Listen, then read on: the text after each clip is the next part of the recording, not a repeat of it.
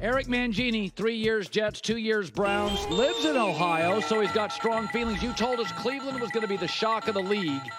And I will say, defensively, they are insane. I like their coach, offensive guy. They've had so much turmoil through the years. So they play Baltimore this weekend. Deshaun Watson already banged up. But you live in Ohio. You hear things when you're in a market. You hear things, you know, coaches. Is this a Super Bowl-ish team that nobody wants to acknowledge because of Deshaun Watson's past? We don't want to talk about it, but are they that good?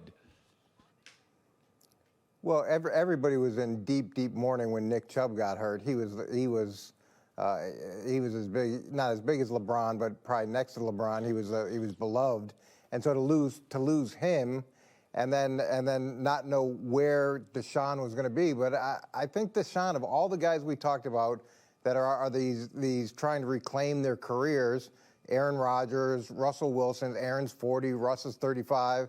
Deshaun's 28 years old, and he's in the prime of his career, and we saw last game what his potential is. He had his best game as a Brown, 2 touchdowns, like 80% completion, 100-plus quarterback rating. To me, if he can get back to anywhere close to where he was in Houston, they've got a real shot. And they're not running the ball anywhere near as well as they were, but the offensive line is still really good. I like the addition of Kareem Hunt, bringing him back. And they've got a chance. They've got a real chance, especially if Deshaun can start stringing a few of these games together that we saw him do against Tennessee. Okay, so we watched Jordan Love last night. He's been bad. So try to explain this to me. Russell Wilson has been excellent first half.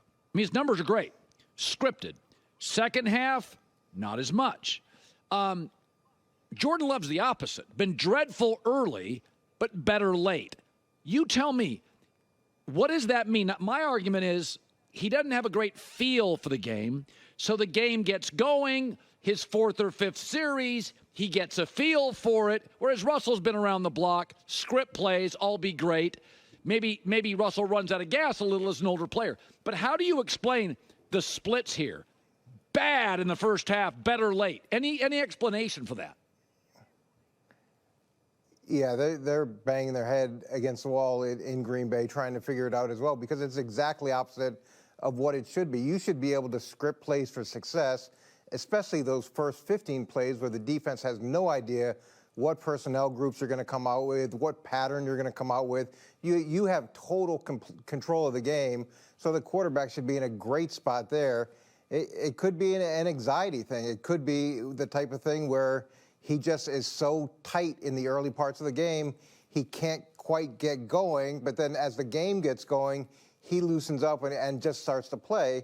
And it could also be a function of them not really understanding how to script for Jordan Love. They've been doing it so long for Aaron Rodgers, and they've been working, with that mind frame. And now you've got to get used to a different player and what he likes and what he responds to. So Miami's offense, and I said this earlier this week, we've seen it in the NBA, baseball, and a little bit in the NFL, where the offense can get ahead of the defense, and it takes an off season when you're off the treadmill to catch up to new stuff. So Miami has basically taken Kyle Shanahan's offense and just added motion. And it feels like they're a little ahead of defenses right now. And you only got to, you don't have that much time week to week to sit down and break it down every play, every moment. So I do feel like Miami's got a little bit, it's like analytics in baseball or basketball. They've got a little head start on the league with all this motion.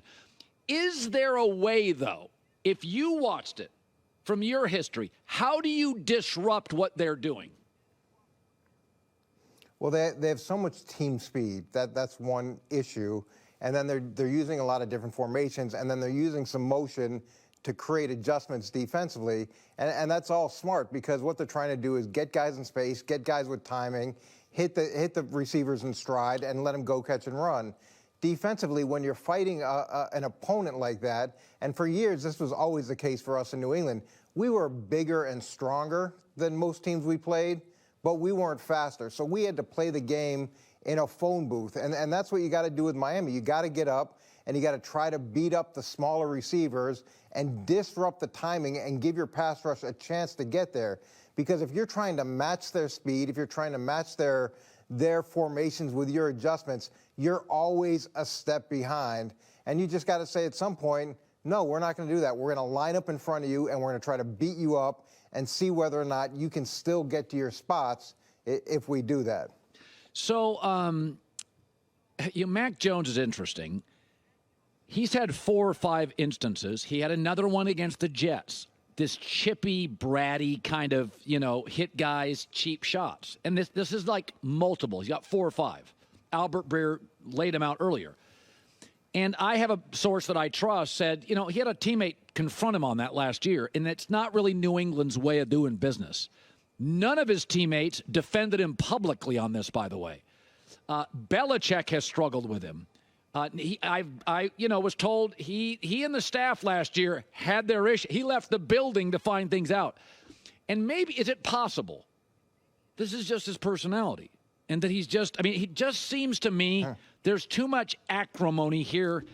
Doesn't it feel odd to you? He's chippy. I don't think you always told me this. You want to be liked in the building. Who cares what they say out of the building? With Mac, I'm not sure he's loved in the building.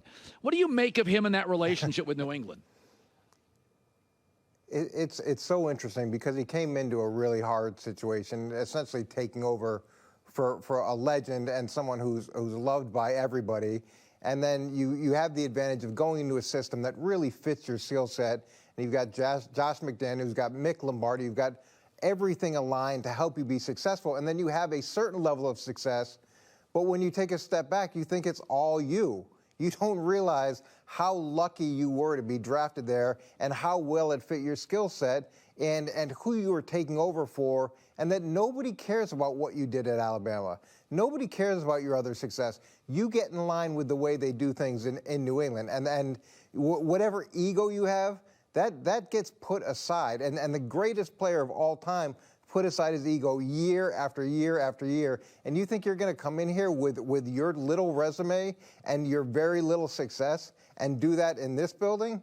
And then when he has a situation he has last year, to go outside of the building, which is not done ever, to break that rule, it's hard to overcome. And with these cheap plays, in New England, we were always trying to get an advantage, and we were going to push and get advantages, but it wasn't going to be about hitting people in inappropriate places or cutting people or taking cheap shots. That's not the type of business that's being done there. You've been coach of the Jets. You know the media, the scrutiny. So I have suggested I wouldn't bring Kirk Cousins there. I think he can shrink under pressure, and New York's all about pressure. I wouldn't bring Carson Wentz there. Never a great locker room guy. That's the issue with Zach. Tannehill is interesting. His Tennessee teams have had one-star receiver, a defensive coach, good defense, run game, and shaky pass protection. And he got a number 1 seed with that. He's a big, strong athlete. He was a college receiver. And I'm like, Tannehill's fairly egoless. You could bring him in, it's contract year, and say, hey, listen, you want to be surrounded by this. Tennessee needs to see their young quarterbacks play. I would do it. My only concern is, how would it land with Aaron? Because Aaron's older. Would it be a threat if his rehab doesn't go well and Tannehill gets him to the playoffs? Would you roll the dice if it was available on a big, strong, athletic guy, beat Brady last game in Foxborough, been in big games, Tannehill? I think with that defense and run game, you could win a lot of games. Would you do it? At this point, for Robert, he's got to do whatever he thinks he can do to win. Because if he doesn't win this year, he's probably not going to be there next year. And you're not going to get a mulligan because Aaron Rodgers went down. If the expectation is that you have a Super Bowl worthy roster, and I understand what losing Aaron Rodgers means. I get that. But if the rest of the roster is Super Bowl worthy, then you can't go down and be 6-11. It can't be that. Otherwise, you're not going to be there. So if a short-term answer is Ryan Tannehill or a short-term answer is Kirk Cousins look, I don't mind Carson Wentz. I think Carson Wentz, even though he's not necessarily beloved in locker rooms, he's going to be more beloved than Zach Wilson is. So he's going to have the benefit of that comparison. But at this point, for Robert Saleh, you got to go do whatever you have to do, not worry about Aaron Rodgers' feelings, not worry about anybody's feelings, because if you do, someone else will be coaching that team next year, and you'll be looking back saying, I should have done this and I should have done that. Eric Mangini. As always, he'll be on First Things First today. That show has an unlimited budget. That suit paid for by First Things First. They don't even give me a pocket square. He got a suit. Who paid for that suit, by the way? Man, I'll tell you what, if we had your budget, we would burn our own. We'd just throw it into the fireplace. Good seeing you, Coach Eric Mangini. Hi, everybody. Thanks for watching. Subscribe here to get the latest from the show. Also, be sure to check out more of the best clips from The Herd or go watch a few segments from other shows on FS1.